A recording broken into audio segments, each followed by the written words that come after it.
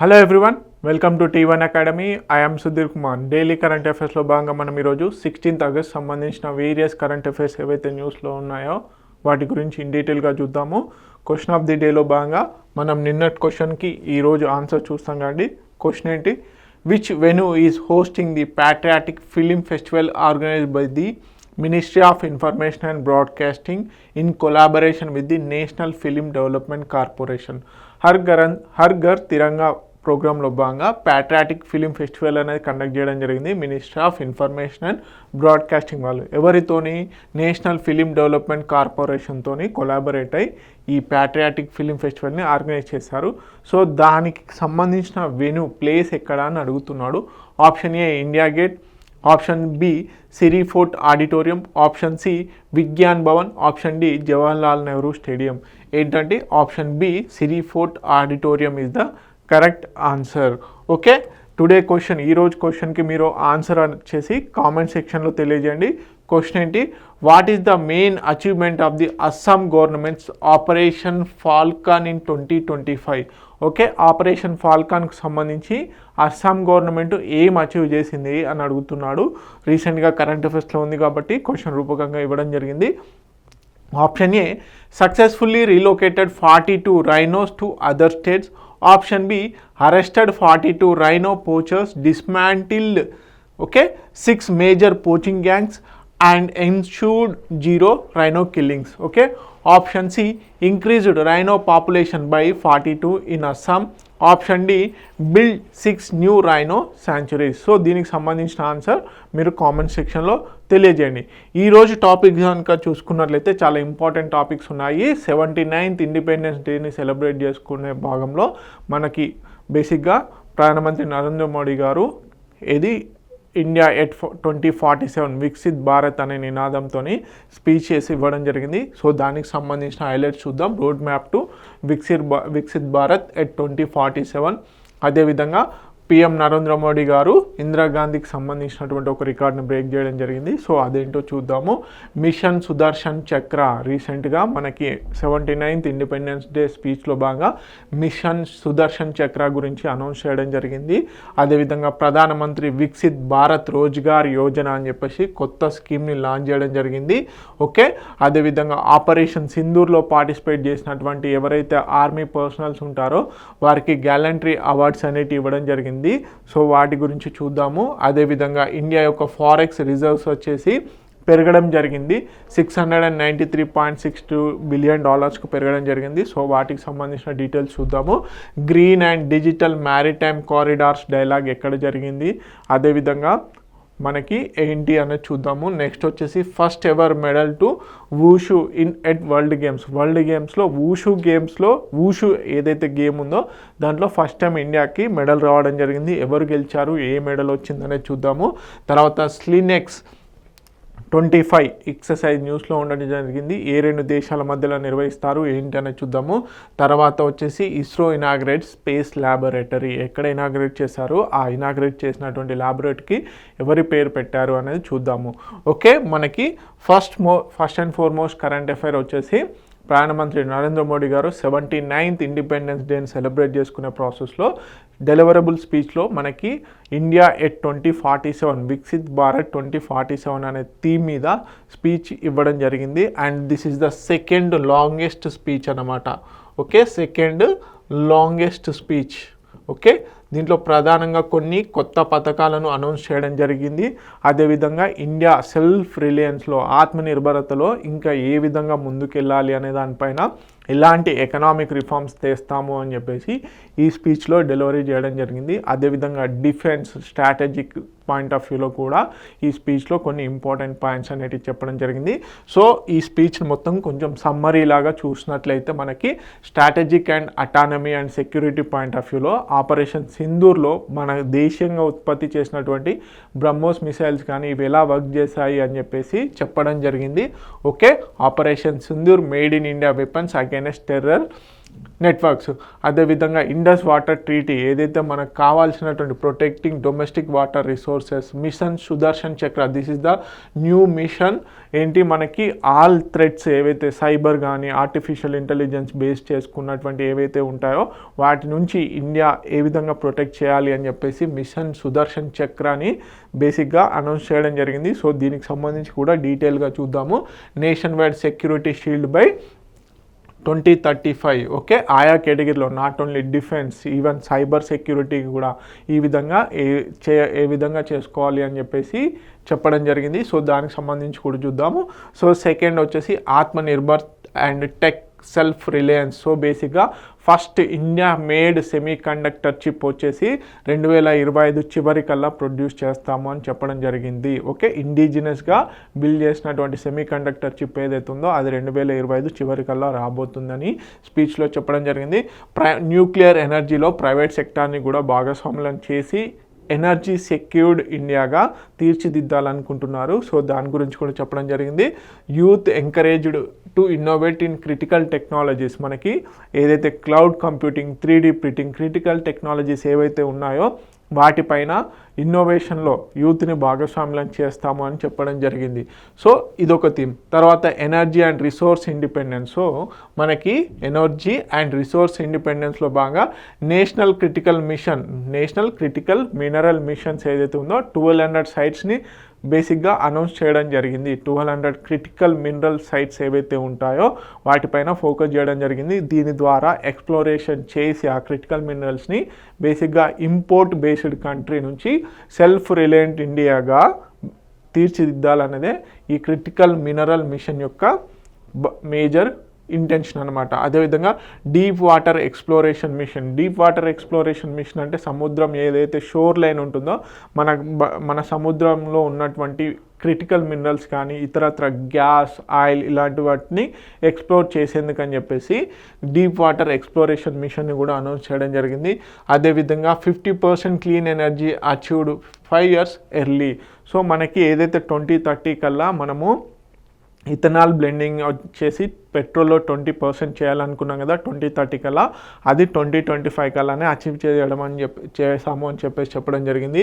Nuclear capacity increase 10-fold by 2047. ఏదైతే nuclear energy ఉంటుందో అది వచ్చేసి 10 times ఇప్పుడు ఉన్న దానికంటే ఏదైతే ప్రొడ్యూస్ చేస్తున్నామో దానికంటే 10 రెట్లు ఎక్కువగా 2047 కల్లా ప్రొడ్యూస్ చేస్తాము అని చెప్పేసి స్పీచ్లో పేర్కొనడం జరిగింది. అదేవిధంగా economic and governance reforms the most important sector.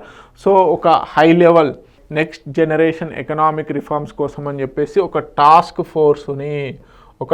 ఫోర్స్ని announce చేయబోతున్నాము అని చెప్పేసి చెప్పడం జరిగింది. So this is the important. దేని పర్పస్లో ఇండియాలో టాస్క్ ఫోర్స్ని ఒక హై లెవెల్ టాస్క్ ఫోర్స్ని అనౌన్స్ చేస్తాము అని చెప్పేసి ప్రధానమంత్రి గారు స్పీచ్లో చెప్పారు అంటే నెక్స్ట్ జనరేషన్ ఎకనామిక్ రిఫార్మ్స్ కోసం అని చెప్పేసి. అదేవిధంగా removal of 40,000 compliances and 1,500 outdated laws ఏవైతే ఉన్నాయో వాటిని తీసివేసామని చెప్పేసి స్పీచ్లో ప్రధానంగా చెప్పడం జరిగింది. అదేవిధంగా దీవాళీ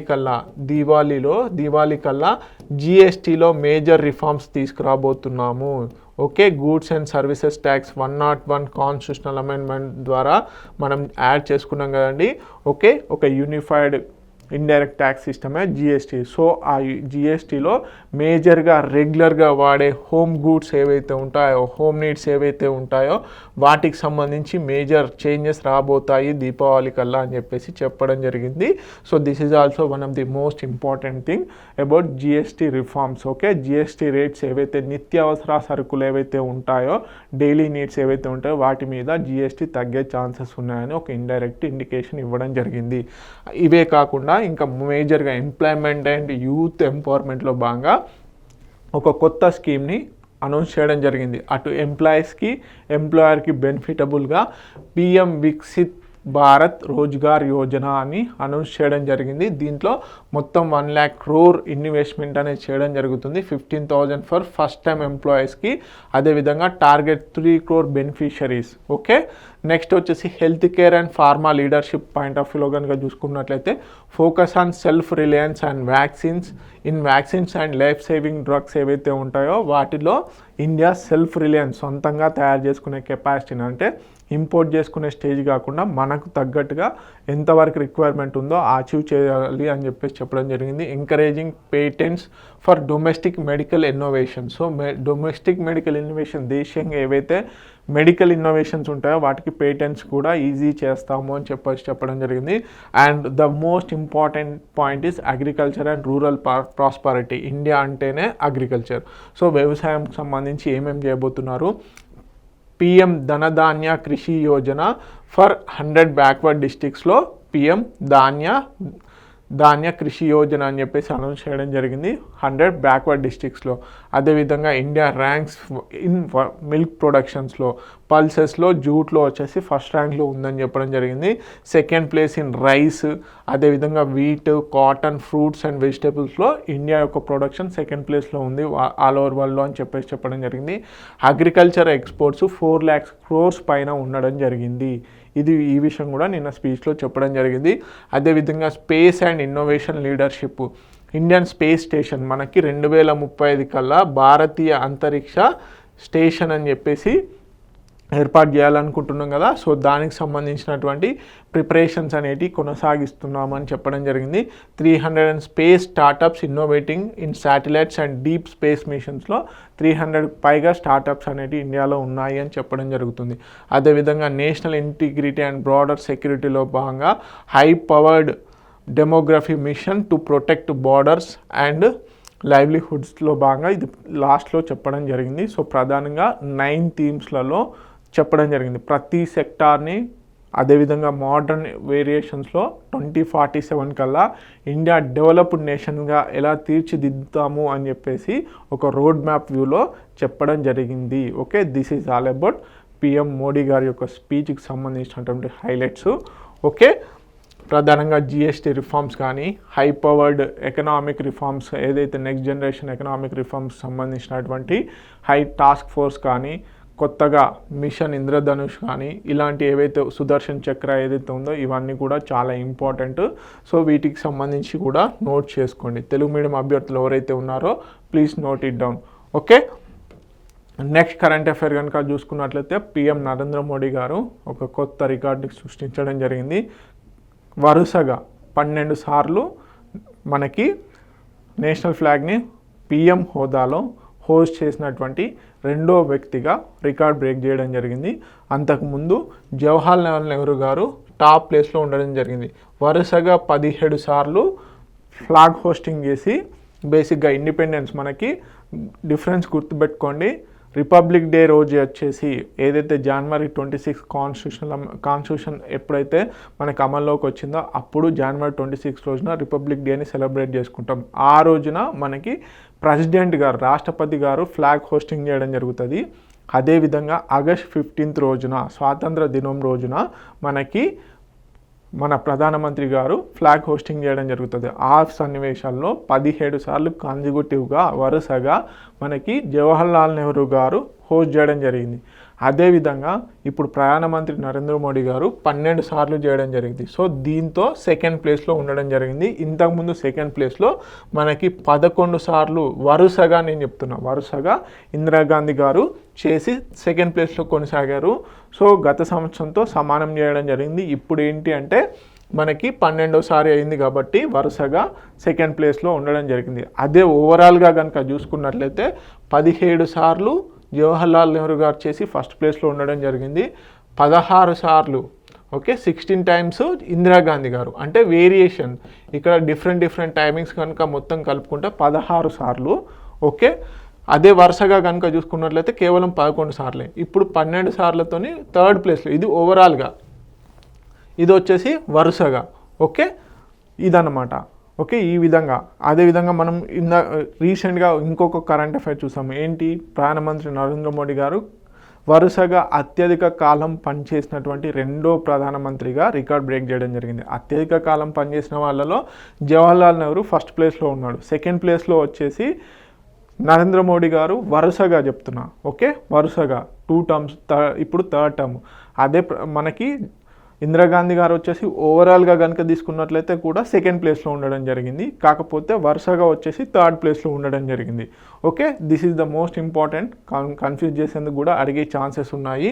ఓకే, తెలుగు మీడియం అభ్యర్థులు ఎవరైతే ఉన్నారో please note it down. Next mission Sudarshan Chakra, ఏదైతే మనకి అడ్వాన్స్డ్ టెక్నాలజీస్ ఏవైతే ఉన్నాయో ఆర్టిఫిషియల్ ఇంటెలిజెన్స్, సైబర్ సెక్యూరిటీ, వీటన్నిటి ద్వారా ఇండియాని ప్రొటెక్టింగ్ కంట్రీగా తీర్చిదిద్దాలి అని చెప్పేసి మిషన్ సుదర్శన చక్రని 79th ఇండిపెండెన్స్ డే స్పీచ్లో భాగంగా అనౌన్స్ చేయడం జరిగింది. ఇండియాని కేవలం ఓన్లీ డిఫెన్స్ ఓరియంటోలోనే కాకుండా మల్టీ లేయర్డ్ అంటే సైబర్ కానీ అటు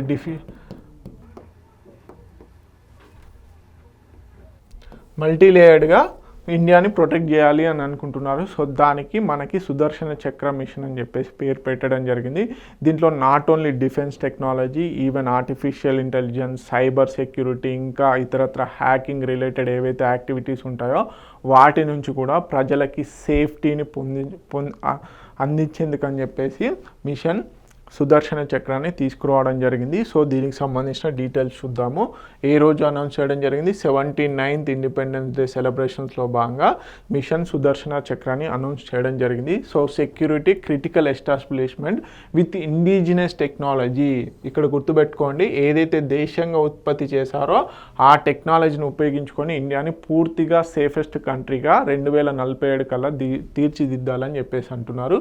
so multi layer defence framework, దీంట్లో cyber, surveillance and physical security అంటే ఏంటి? మనకి మిసైల్స్ కానీ ట్యాంక్స్ కానీ వీటన్నిటిని కూడా ఫిజికల్ సెక్యూరిటీ అంటారు. సర్వేలెన్స్ అంటే లైక్ ఐబీ, ఇవన్నీ కూడా మనకి సర్వేలెన్స్ కిందకి వస్తాయి. సైబర్ అంటే ఇప్పుడు ఉన్నటువంటి 4th generation internet of things కానీ వీటన్నిటిలో బేసిక్గా సైబర్ డిఫెన్స్ అనేది పెరుగుతూ ఉంది. సో సైబర్ ద్వారా కూడా ఇండియాని సెక్యూర్డ్గా చేయాలి అని చెప్పేసి ఏదైతే సెర్న్ ఏదైతే ఉందో మనకి computer emergency response network team ఏదైతే ఉందో వాటి ద్వారా ఇండియాకి సంబంధించినటువంటి మొత్తం సర్వేలెన్స్ని కానీ సైబర్ ఏదైతే డాటా ఉందో ఆ డాటాని బేసిక్గా కాపాడాలి అని చెప్పేసి అంటున్నారు. సింపుల్గా చెప్పాలంటే ఇండియాలో ప్రతి ఒక్క వ్యక్తికి కూడా తను సెక్యూర్డ్ ప్లేస్లో ఉన్న ఫీలింగ్ని తీసుకురావాలన్నదే, నమ్మకాన్ని తీసుకురావాలన్నదే ఈ సుదర్శన్ చక్ర మిషన్ యొక్క మెయిన్ ఇంటెన్షన్ అన్నమాట.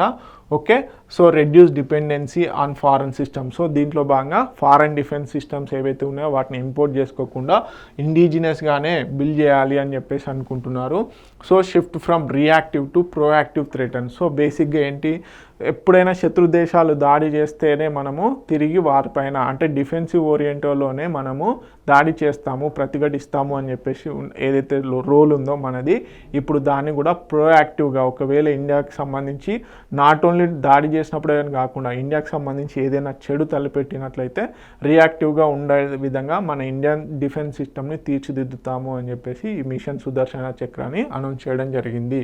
ఓకే, కల్చరల్ ఇన్స్పిరేషన్ ఏంటి? మహాభారతంలో మనకి లార్డ్ కృష్ణ ఏదైతే ఉందో ఎవరైతే ఉన్నారో shielding the sun to protect Arjuna, ఈ సుదర్శన చక్రం నుంచి ప్రొటెక్ట్ చేస్తారు కదా, అదేవిధంగా బేసిక్గా శత్రు దేశాలకు సంబంధించినటువంటి ఏవైతే దాడులు ఉన్నాయో వాటిని తిప్పి కొట్టే విధంగా ఈ సుదర్శన చక్రాన్ని పేరు పెట్టడం జరిగింది. Okay, symbolize the shielding India's vital institutions. అదేవిధంగా దీంట్లో బేసిక్గా స్ట్రాటజిక్ కాంటెక్స్ట్ ఏంటి? సైబర్ అండ్ హైబ్రిడ్ థ్రెట్స్ ఏవైతే ఉన్నాయో, క్రిటికల్ ఇన్ఫ్రాస్ట్రక్చర్ మనం చూసాం, కల్పకలం ఏదైతే న్యూక్లియర్ పవర్ ప్లాంట్ ఉందో దానిపైన సైబర్ అటాక్ జరిగాయి. ఈవెన్ G20 సమ్మిట్లో కూడా మనం G20 సమ్మిట్ని బేసిక్గా మిస్లీడ్ చేయడం కోసం అని చెప్పేసి ఎన్నో సైబర్ అటాక్స్ జరిగాయి. కానీ computer emergency response network team ఏదైతే ఉందో సెర్న్, ఆ సెర్న్ బేసిక్గా అది బాగా వర్క్ చేసి బేసిక్గా మనకి ఇండియాకి సంబంధించినటువంటి సైబర్ సెక్యూరిటీకి రిలేటెడ్గా చాలా మట్టుకి ప్రొటెక్ట్ చేయడం జరిగిందన్నమాట దాడుల్ని. అదేవిధంగా 2008 ముంబై అటాక్స్ నుంచి లెసన్స్ ఏవైతే ఉన్నాయో దాని తర్వాత ఇండియన్ కోస్ట్ గార్డ్ ఇవన్నీ వచ్చాయి కదా. అదేవిధంగా align with Atmanirbhar Bharat in defence and security. So దీంట్లో కీ ఫీచర్స్ ఏంటి?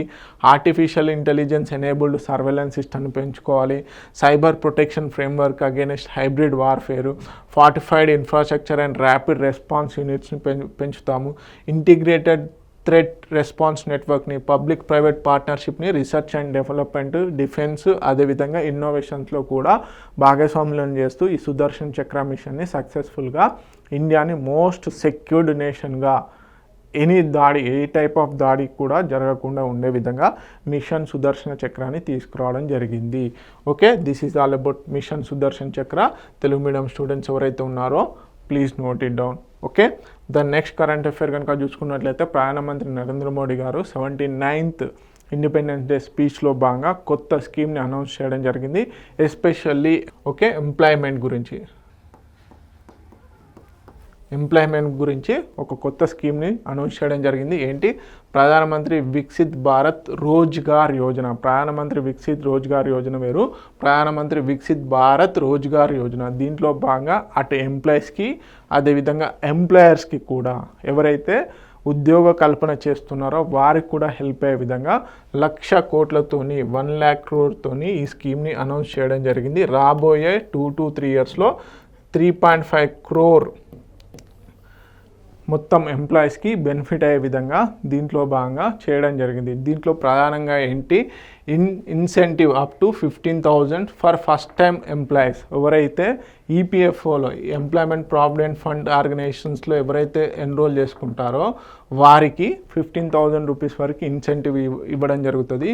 Employees with gross wage up to 1 lakh are eligible. ఎవరైతే గ్రాస్ శాలరీ ఎంతైతే ఉంటుందో ఓవరాల్గా 1 lakh కంటే తక్కువగా ఉంటుందో వారికి ఈ ఇన్సెంటివ్ అనేది ఇవ్వడం జరుగుతుంది. Online financial literacy course for employees. Okay, financial లిటరసీకి సంబంధించి కూడా కోర్స్ అనేది మనకి ప్రధానమంత్రి వికసిత్ భారత్ రోజ్గార్ యోజనలో భాగంగా ఇవ్వడం జరుగుతుంది. ఇది ఉద్యోగాలకు సంబంధించి, ఉద్యోగస్తులు ఎవరైతే ఉంటారో వారికి సంబంధించి. ఎంప్లాయర్స్ ఎవరైతే ఉద్యోగ కల్పన చేస్తారో వారికి సంబంధించి కనుక చూసుకున్నట్లయితే incentive for generating additional employment, అదేవిధంగా incentive to employers of all sectors for 2 years. మ్యానుఫ్యాక్చరింగ్కి వచ్చేసి 4 years ఇవ్వడం జరిగింది. ఇక్కడ నుంచి క్వశ్చన్ ఒకవేళ డీప్గా వెళ్తే మ్యానుఫ్యాక్చరింగ్ ఇండస్ట్రీ ఏదైతే ఉంటుందో మ్యానుఫ్యాక్చరింగ్గా ఎవరైతే ఎంప్లాయర్స్ ఉంటారో వారికి 4 years ఇన్సెంటివ్స్ అనేవి ఇవ్వడం జరిగింది. Employers will receive up to 3,000 per month for each additional employee. Okay, ఈపీఎఫ్ఓలో భాగంగా 3,000 రూపీస్ ఇన్సెంటివ్గా కూడా ఇచ్చే ఛాన్సెస్ ఉంది, అప్ టు 3,000 రూపీస్ వరకు. ఓకే, దీనికి సంబంధించిన డీటెయిల్స్ చూద్దాం. Okay, nation wide initiative with 1 lakh crores తోని. సో దీని యొక్క మేజర్ ఇంటెన్షన్ ఏంది? 3.5 crores jobs under Viksit Bharat 2047 కింద క్రియేట్ చేయాలనేది దీని యొక్క మెయిన్ ఇంటెన్షన్. దీంట్లో ప్రధానంగా ఇన్సెంటివ్స్ అనేవి ఇవ్వడం జరుగుతుంది. సో ఫస్ట్ టైం ఎంప్లాయీస్ ఎవరైతే బేసిక్గా ఈపీఎఫ్ఓతోని కనెక్ట్ అవుతారో వారికి ఏంటి బేసిక్గా 15,000 వరకు ఇన్సెంటివ్. సో ఎంత ఉండాలి? బేసిక్గా 1 lakh గ్రాస్ శాలరీ అనేది ఉండాలి. ఓకే, గ్రాస్ శాలరీ వచ్చేసి 1 lakh ఉండాలి. అదేవిధంగా మనకి ఫార్మల్ ఎంప్లాయ్మెంట్ అనేది క్రియేట్ చేయాలన్నది మేజర్. అదేవిధంగా ఎవరైతే ఎంప్లాయర్స్ ఉంటారో వారికి 3,000 వరకు బేసిక్గా మనకి ఇన్సెంటివ్స్ అనేవి ఇవ్వడం జరుగుతుంది. Extended benefits for manufacturing sectors. ఎన్ని ఇయర్స్? బేసిక్గా జనరల్ ఎంప్లాయర్స్కి వచ్చేసి 2 years అయితే ఈ ఎగ్జామ్షన్ వచ్చేసి 4 years వచ్చేసేవరకు మనకి మ్యానుఫ్యాక్చరింగ్ సెక్టర్ ఎవరైతే తయారీ రంగంలో ముడి పదార్థాల నుంచి వస్తువులను తయారు చేస్తారో వారికి వచ్చేసి 4 years వరకు ఉండడం జరిగింది. సో 2 years కల్లా 3.5 crore job. First time work force వచ్చేసి 1.92 crores ఎంప్లాయీస్కి ఈ స్కీమ్ అనేది బెనిఫిట్ అవ్వడం జరుగుతుంది. దీన్ని మేనేజ్ చేసేటువంటిది ministry of labour and employment.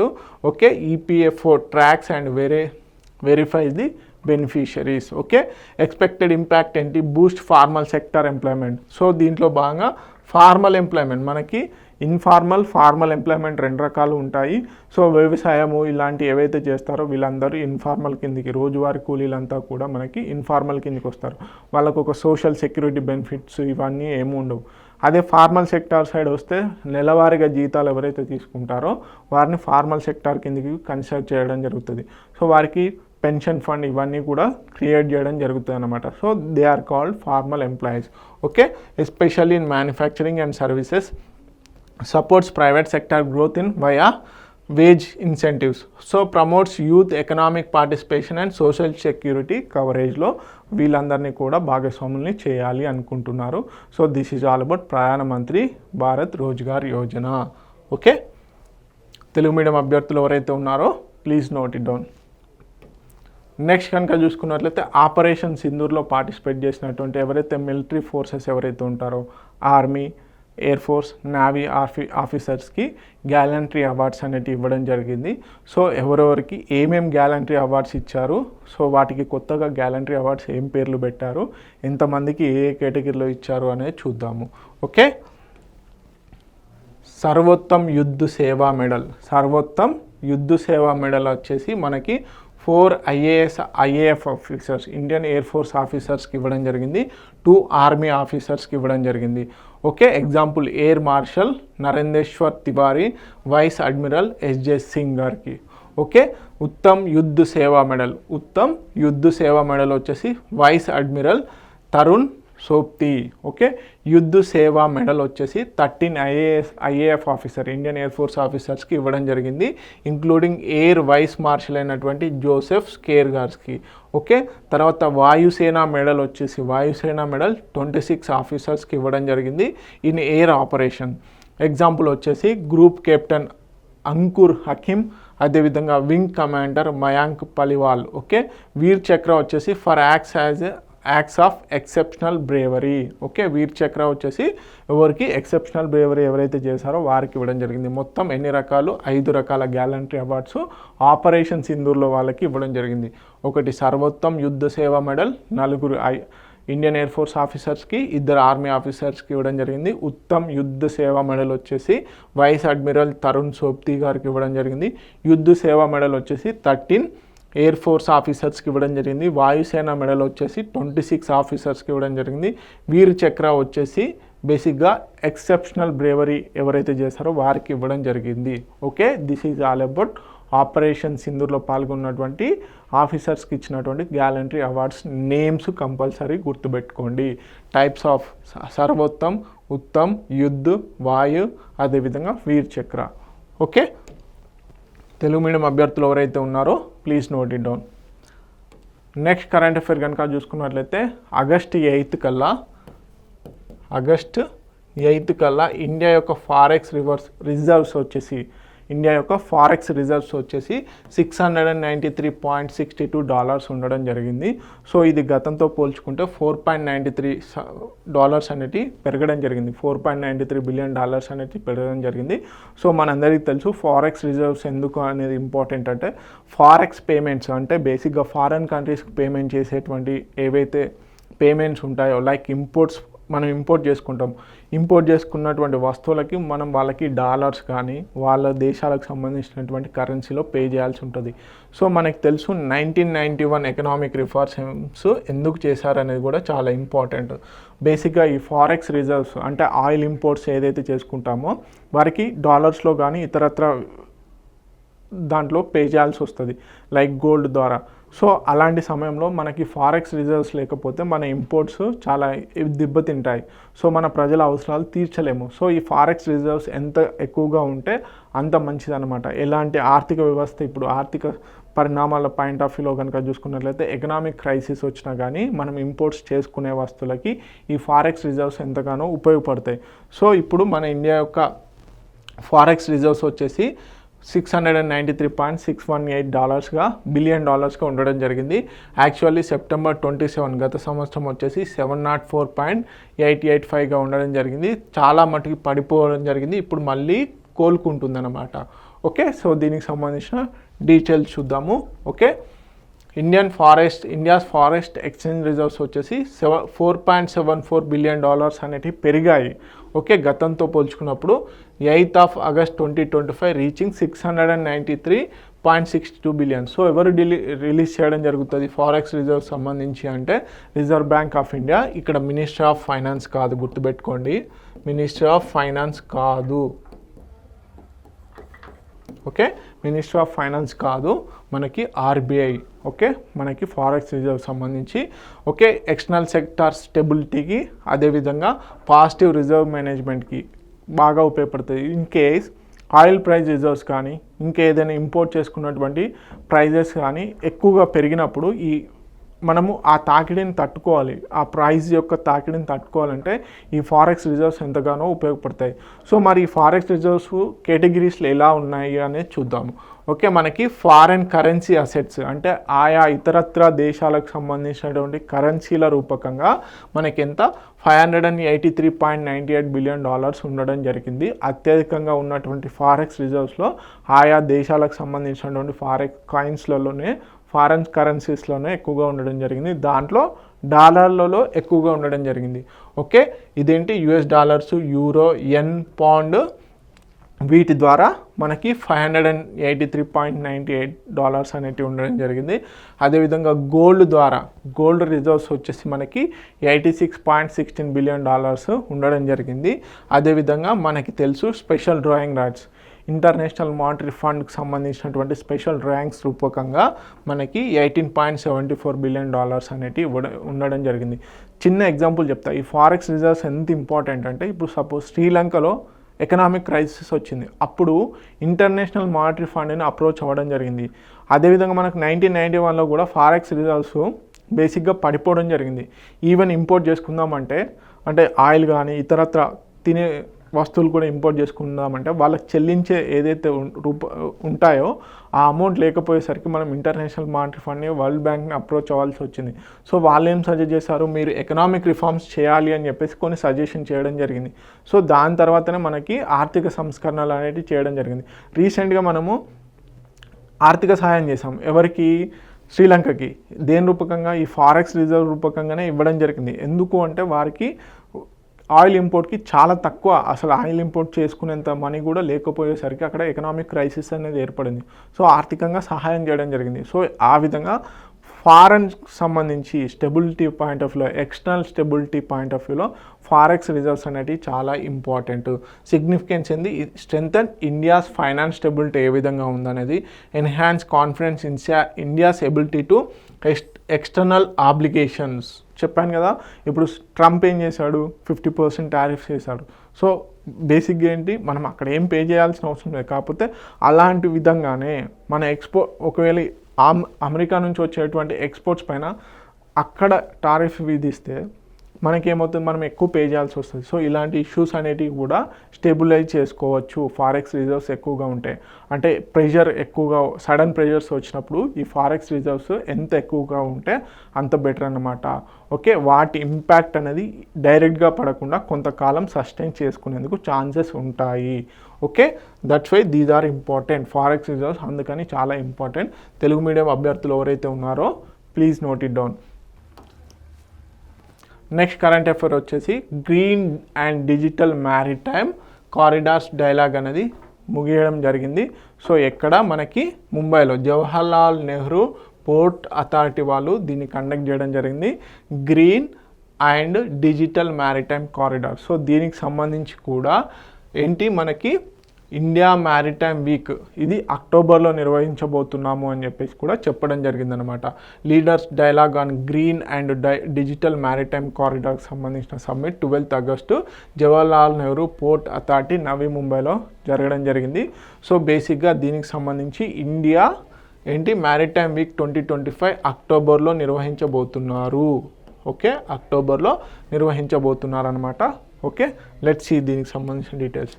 Jawaharlal Nehru port authority and India port association under the ministry of ports and shipping waterways ఏదైతే మినిస్ట్రీ ఉందో దాని కింద డైలాగ్ని కండక్ట్ చేయడం జరిగింది ఆగస్టు 12 రోజున. Okay, to set stage for the maritime week. Okay, India maritime వీక్ని conduct చేయబోతున్నారు ఎప్పుడు, అక్టోబర్లో. ఓకే, సింపుల్గా రాబోయే కరెంట్ అఫైర్స్ గురించి కూడా అడిగే ఛాన్సెస్ ఉన్నాయి.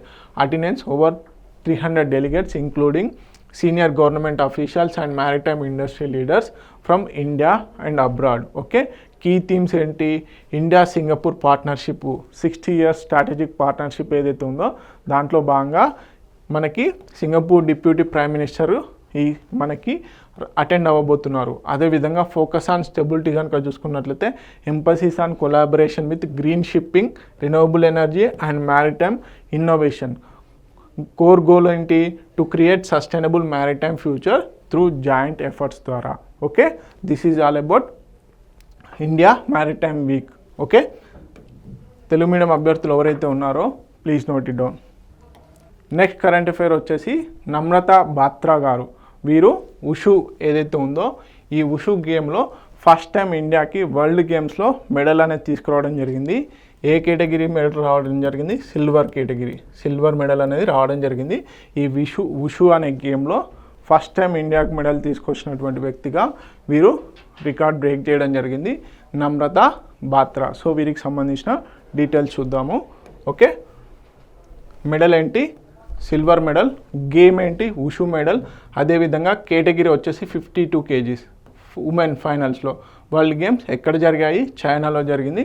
సో స్ట్రాటజిక్ సిగ్నిఫికెన్స్ ఏంటి? కీ సిగ్నిఫికెన్స్ ఏంటి? India's first ever medal in the wushu game.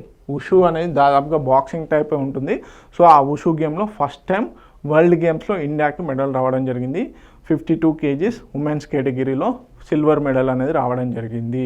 Okay, world games ఎక్కడ జరిగాయి ఉషుకు సంబంధించి అంటే చైనాలో జరిగాయి. Okay, next స్లినెక్స్.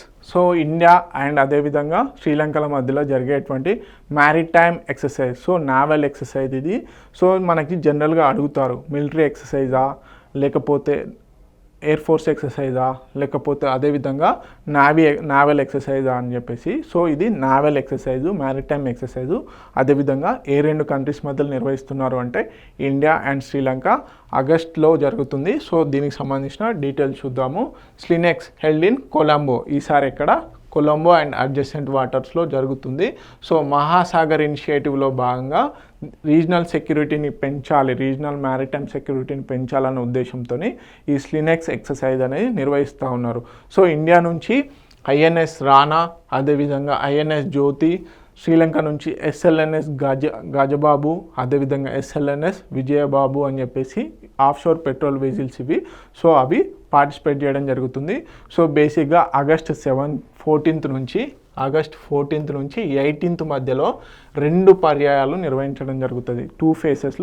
ఒకటి వచ్చేసి మనకి హార్బర్ ఫేసు, ఇంకోటి వచ్చేసి సీ ఫేసు. హార్బర్ ఫేస్ వచ్చేసి 14th నుంచి 16th ఆగస్ట్ మధ్యలో జరిగితే మనకి సీ ఫేస్ వచ్చేసి 17th నుంచి 18th మధ్యలో ఈ ఎక్సర్సైజ్ అనేది నిర్వహించడం జరుగుతుంది.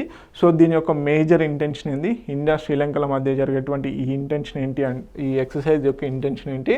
మహాసాగర్, బేసిక్గా ఇండియన్ ఓషన్ రీజియన్ ఏదైతే ఉందో ఇండియన్ ఓషన్ రీజియన్ని రీజనల్ సెక్యూరిటీ, మ్యారిటైమ్ సెక్యూరిటీని పెంపొందించాలన్న ఉద్దేశంతో నిర్వహించడం జరుగుతుంది. Enhances maritime interoperability, tactical synergy, strengthen India Sri Lanka trust in the Indian ocean region, advances collective resilience and regional security under the Mahasagar initiative. Okay, Telugu medium అభ్యర్థులు ఎవరైతే ఉన్నారో please note it down. Next, ISRO Arunachal ప్రదేశ్లో ఒక ల్యాబొరేటరీ, స్పేస్ ల్యాబొరేటరీని లాంచ్ చేయడం జరిగింది. So దీనికి సంబంధించిన details చూద్దాము. Okay, ISRO and Muskaan foundation వారు ఇరువురు కలిపి స్పేస్ ల్యాబ్ని ఏర్పాటు చేయడం జరిగింది. ఎక్కడ? మెచుకా గవర్నమెంట్ హయ్యర్ సెకండరీ స్కూల్లో, మెచుకా గవర్నమెంట్ హయ్యర్ సెకండరీ స్కూల్లో లాంచ్ చేయడం జరిగింది. సో సింపుల్గా నార్త్ ఈస్టర్న్ స్టేట్లో ఏవైతే నార్త్ ఈస్టర్న్ స్టేట్స్ ఉన్నాయో అక్కడ స్పేస్కి సంబంధించినటువంటి ల్యాబొరేటరీని ఇటీవల కాలంలో ఇస్రో లాంచ్ చేయడం జరిగింది. ఏ ఆర్గనైజేషన్తో కొలాబరేట్ అయ్యి అంటే ముస్కాన్ ఫౌండేషన్తో. Muskan okay, inaugurated on 16th August 2025 Arunachal Pradesh education minister అయినటువంటి పసాంగ్ డోర్జీ సోనా. సో బేసిక్గా నార్త్ ఈస్ట్లో కూడా ఈ స్పేస్ రిలేటెడ్ రీసెర్చ్ అండ్ డెవలప్మెంట్ని పెంచాలన్న ఉద్దేశంతో, ఎన్హాన్స్ చేయాలన్న ఉద్దేశంతో ఈ స్పేస్ ల్యాబొరేటరీని అరుణాచల్ ప్రదేశ్లో లాంచ్ చేయడం జరిగింది. సో మనకి స్కూల్ కూడా important, Mechuka government higher secondary school. Okay, provides hands on learning space and science and technology, అదేవిధంగా foster curiosity and innovation and scientific thinking among rural students. So బేసిక్గా మనకు నార్త్ ఈస్టర్న్ స్టేట్స్లో space related activities అనేవి చాలా తక్కువ. So వాళ్ళలో క్యూరియాసిటీని పెంచాలి, ఇన్నోవేషన్ని పెంచాలి అన్న ఉద్దేశంతో ఈ ల్యాబొరేటరీని ఎస్టాబ్లిష్ చేయడం జరిగింది. అదేవిధంగా promotes participation in STEM education ఏంటి అంటే science, engineering, science and technology, engineering and mathematics స్ట్రీమ్స్లలో క్యూరియాసిటీని పెంచాలన్న ఉద్దేశంతో, పార్టిసిపేషన్ని పెంచాలన్న ఉద్దేశంతో ఈ ల్యాబొరేటరీని ఏర్పాటు చేశారు. Bridge the gap between the urban and rural education opportunities. Okay, so బేసిక్గా పసాంగ్ వాంగ్చుక్ సోనా సోనా ఇస్రో స్పేస్ ల్యాబొరేటరీగా దీనికి పేరు పెట్టడం జరిగింది. ఏంటి? Pasang Wangchung Sona ISRO space laboratory. Okay, education minister's father honouring his contribution to education. So బేసిక్గా సింపుల్గా క్వశ్చన్ ఇక్కడ నుంచి ఒకటే అడుగుతారు. ఇటీవల కాలంలో ఇస్రో తన యొక్క స్పేస్ ల్యాబొరేటరీని నార్త్ ఈస్టర్న్ స్టేట్ అయినటువంటి ఏ స్టేట్లో లాంచ్ చేసింది అంటే అరుణాచల్ ప్రదేశ్. అదేవిధంగా పేరేంటి అంటే Pasang Wangchuk Sona ISRO space laboratory. Okay, Telugu medium అభ్యర్థులు ఎవరైతే ఉన్నారో ప్లీజ్ నోట్ ఇట్ డౌన్. ఇవన్నీ ఇంపార్టెంట్ కరెంట్ అఫైర్స్. మరిన్ని ఇంపార్టెంట్ కరెంట్ అఫైర్స్ కోసం T1 అకాడమీ యూట్యూబ్ ఛానల్ని ఫాలో అవ్వండి. అదేవిధంగా అన్ని పోటీ పరీక్షలకు ఉపయోగపడేలాగా మేము అన్ని క్లాసెస్ని ఫ్రీగా ఇవ్వడం జరుగుతుంది. Please subscribe to T1 academy. Thank you so much.